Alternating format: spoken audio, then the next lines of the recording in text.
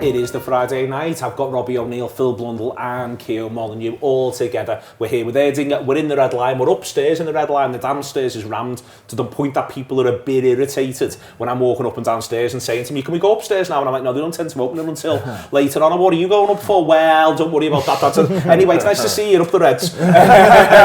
So we'll play it as cool as we can as we go through. There's a thing he keeps doing in the press conferences. I'll go with you first, Robbie, which and he's doing it more and more, and I wonder if he's doing it more and more when he's sort of made his own mind up, where I feel like there's a little bit of curtain he pulls back. He almost goes, the drama of this. I talked to Neil Jones a little bit about it before on Press Conference Extra as well, but it just struck me as interesting.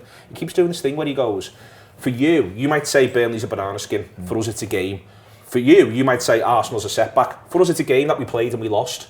And I think there is a disconnect between the way we think about games of football or all sport and the way the sports people do. Because the sports people, it's 11v11 and we've got a job to do and we just go and do our job. For us, everything exists with a massive context. And I'm dead interested how much he keeps trying to come back to this. We just play a game, lads. You do all this work. It's funny, innit? Because it's like, we often talk about the narrative. Yeah. We talk about the narrative and it's like, we think they're thinking this, they're doing this, and they're doing this because of this. But as you just said, the professionals, so they'll go home, they'll get in, they'll train.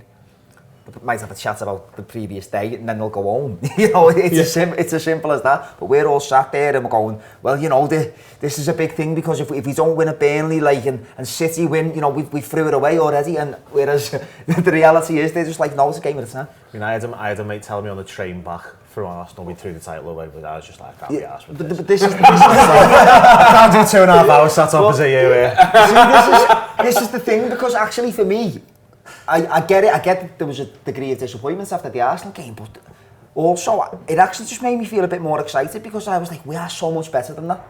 Yeah, we lost to them, but we are so much better than that. I think we've already seen at this point in the season that we're so much better than that. They know that they're so much better than that. So it's kind of like, crack on, create the drama, but we you know, we're insulated from it. We're just doing our thing, and I think at this point in time, I think Jürgen will probably be saying to the players, just have agency to just enjoy this every day, because also what we haven't really thought about is there's a group of people that have been together, some of them for the best part of 8-9 years, and this is the last 4 months that they've got together. So what they'll be doing is they're like, just got to enjoy every single day together from here on in. That's what I think. I think part of his magic's always been, and that's why I think he's dead interested. He's, you know, there was I don't know if you saw it, Sean Rogers, who does stuff with us, got to spend some time with him this week, and it was because of his son, and the club sorted it out. It was, you know, unbelievable and meant so much to them. He put online and he said to me privately afterwards, the manager was unreal. When he was in the room with them, he was unreal, and me and you have been lucky to be in a room with the manager from time to time. And what I think is dead interesting about him is that when he's in the room, he's dead present. Do you know what I mean? He's like, he's doing this now. So then you get the impression he goes and does his press conference, he's dead present, but then he goes and works with the players, and it's something else entirely. He's then dead present with the players on the job, and he wants them to be dead present as well. And again, because we're always thinking about, I wonder what City think about Sam's filming this, what do Arsenal think of us at the minute? I think that's a thing where, for them though, and for him especially, why I think he's so good at his job, is he's present on whatever the job is today. Does that make sense? Every player always seems to say, don't they, just look at the next game, look at the next game. And it seems like a robotic answer, but I think they genuinely do. Like, we're the ones who go, well, if City do this and we do that, and we're 3 points behind, we could have won it clear, and they're playing 12 o'clock next week. Never mind all that. Like, we play the game, and we lost the game, we've got another game next week, we've got to go and win it. I think that's the best policy and the best way to do it. We've seen over title races over the years when Liverpool sort of get in that mindset, and when we do, by the way, as well, when we stop going too far ahead, we just get involved in the game that's in front of us and get behind it. It feels a lot better. Like. He seems like the whole thing seems a little bit like, you know, Trent Alexander-Arnold this week gives an interview, goes on CNN and says we want to win a quadruple, we can win a quadruple. And I was a bit taken aback. You think off the back of the I was like, oh God, what he's got on. I mean, you know, I've been on CNN as well, and I didn't say we could win a quadruple. Maybe I'm going to need to up it. I'd like to think he was more sober than when you've been on CNN. I'd like to also think he was more sober than when I've been on CNN as well. Yeah. If not, someone's doing something wrong. He certainly and it might be me. He certainly hasn't walked straight there from doing karaoke, has he? You wouldn't have thought so. But when he backs that, I'm just suddenly gone again.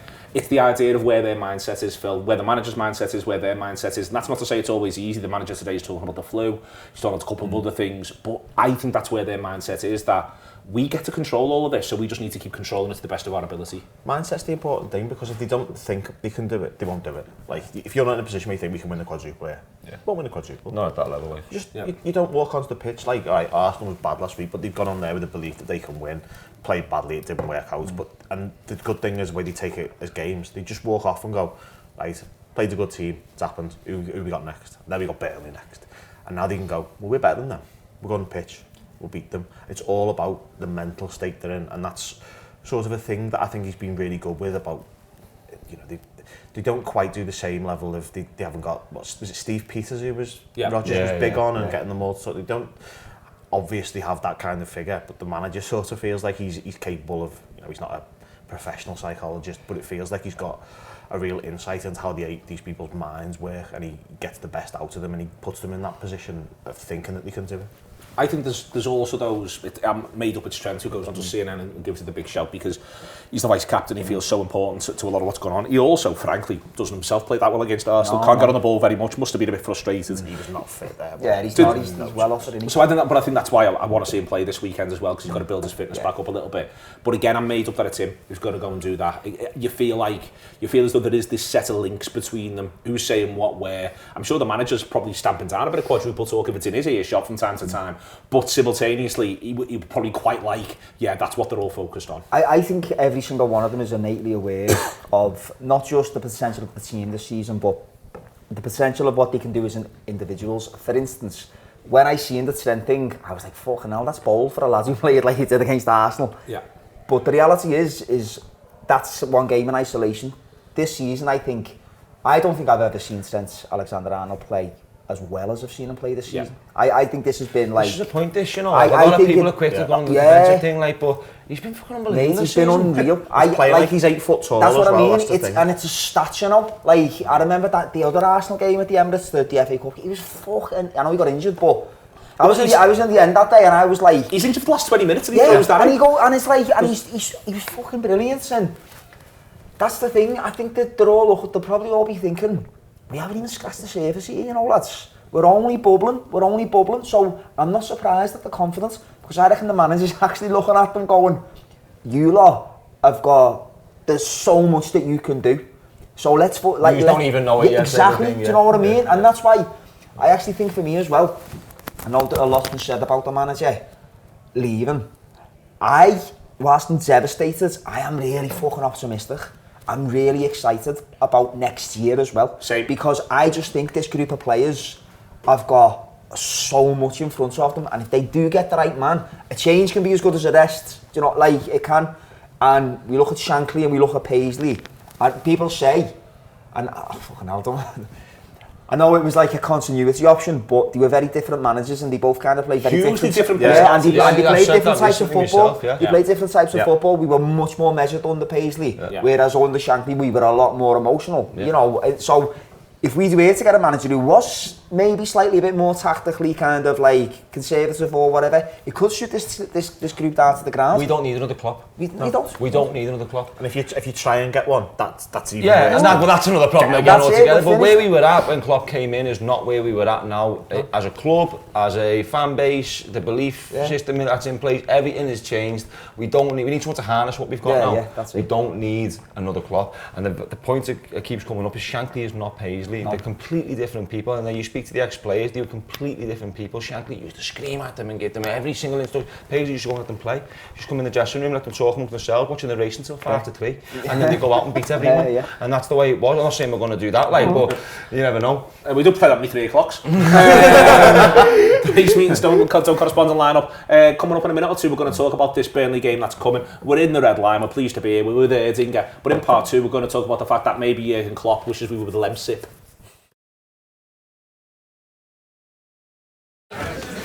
And Erdinger, please.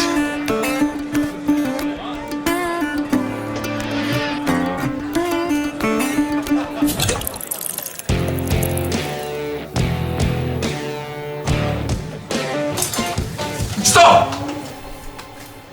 Don't forget the best bit.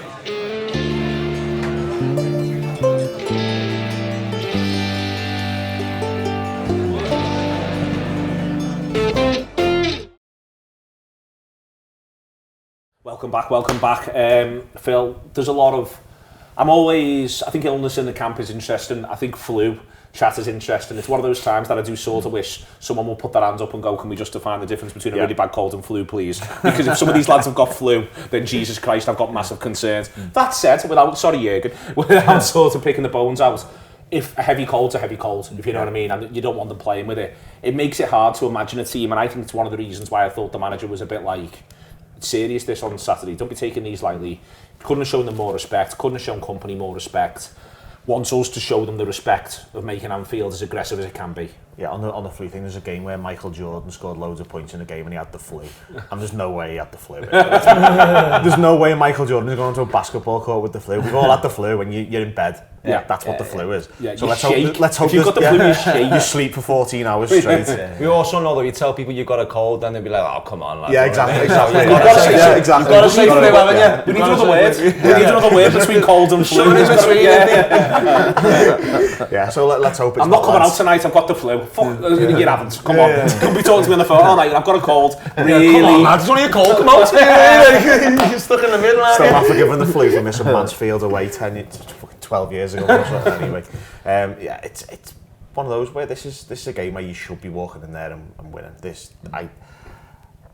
the 19th best team in the league at the absolute best, aren't they? So you'd like to think it was the best possible time for a flu bug to come about. Like, imagine a flu bug had come about last weekend. Yeah. That would have been like... I done us a favour. You say that? Yeah, that's absolutely a fair point. It couldn't have been worse, I suppose. But in terms of how you look at it, you're like, okay, well, this is a game where you can probably make a few changes and it still look all right.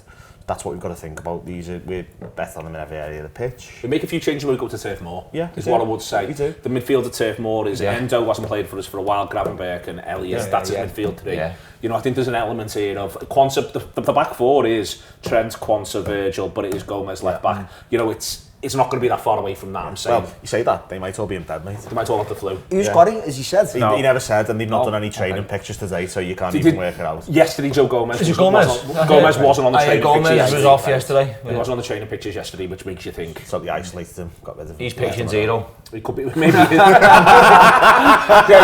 here to finger point. So that's not the way we're doing this. Quarantine him. Not doing this to any of the lads, I'll tell you what. If only Kieran had been in charge of the emergency response to COVID. It would be very different. Now there's something you definitely could have done anyway. Could have done any worse. Could have done any worse. Wouldn't have bought all that shit. He'd be minted though, wouldn't he? There is with it, Robbie, to Phil's point, it is, you know, any 11 they got on the pitch should more than be able to give them a game. They're a young side. They're a side now with a couple of new players, one of whom's done really well for them so far, Fofana. They'll try and play. He's not took a backward step on the way in which he wants to play football all year, but you would think that should play into our hands. But the other thing was, I thought it was dead interesting how much Endo chat there was. And if we're all honest about Arsenal, it was probably the first game since Endo's been away where you've gone, wouldn't have minded seeing Endo in that. The idea he's back, I think, is good news. Yeah, I agree. I think it's kind of like, I think if we just get the foundations right after what happened last weekend, because keep it simple. I know there's a lot of talk about like battering them, and I actually do believe we will. But I actually, if there's a game I don't want to see Liverpool fly out the traps, I think it's this one. I just want to see them just get back on the pitch and just get a feel for it. Play the game, don't react to the Arsenal results. Keep Burnley sort of in their half. Exactly. No sort of no hope. That's it, because if we do that, the goal will come. Yeah. Because we create enough chances. So if you have a player who is arguably a bit more defensively minded, like Endo, although saying that, I think, you know, he does pass and forward. Yeah, he progresses the ball really well. But I think that'd be a great shout, and he just shows so much composure. You know what I mean, in his general play. And I think if you have got younger lads in there like Elliott in particular, who, you know, when he came on at the weekend and have a great, you know, to be fair, who did? Do you know what I mean? No one did. But I feel sorry for him though, because I feel like when he comes on, because he's changed games on more than one occasion, I think people expect him to do it every time. Yeah. And I think when he came on with Nunez the other day, I think people were kind of looking at them going, oh, here they are again. Here we go. And they had echoes of Newcastle away in the red and stuff like that. And mad really those subs, wasn't it? Because what you think about what that first 15 minutes was like maybe you should have just left it. Yeah. See what it was like. Yeah. We sort of got back into it. We were battering them that first 10 minutes. Said that before, off camera, like, I've watched the game back because I can't stand doing that when we get beat. Like, but I almost forgot that in the second half. We started well. We came back into it, and that's what's frustrating about it because the game is quite similar to the cup. Arsenal started really well. They had chances in the cup, didn't take them. No. They scored, but we went and nullified it, and then we've come out and started really well. Not really well, take that back. Even when their first goal was quite funny because you see Kai Havertz going through and you're like, don't fancy him. Don't fancy him. And you're right, and you still find yourself wanting to. There's a thing about the Emirates though, and it's like this silence that emanates when they know that it is about to go tits up. And in that first 10 minutes of that second half, it was that silence. Yeah, it was. It was that silence, and you just know that like they were thinking it. They felt like they belonged there. They felt like they were that dominant for that first half. They go in at 1-1, it's a bit like the crowd was bouncing as well first half. Yeah, It was absolutely bouncing, I thought. Yeah, it was. First off, listen, back to this one, Phil. I think if he can, he'll pick, by all means disagree with me, Endo, Jones, McAllister, if he can. What I think, yeah. Flew depends. Do you think he might think about Elliot right wing, left foot option? I don't think so. You think he'll just pick 3 and 4?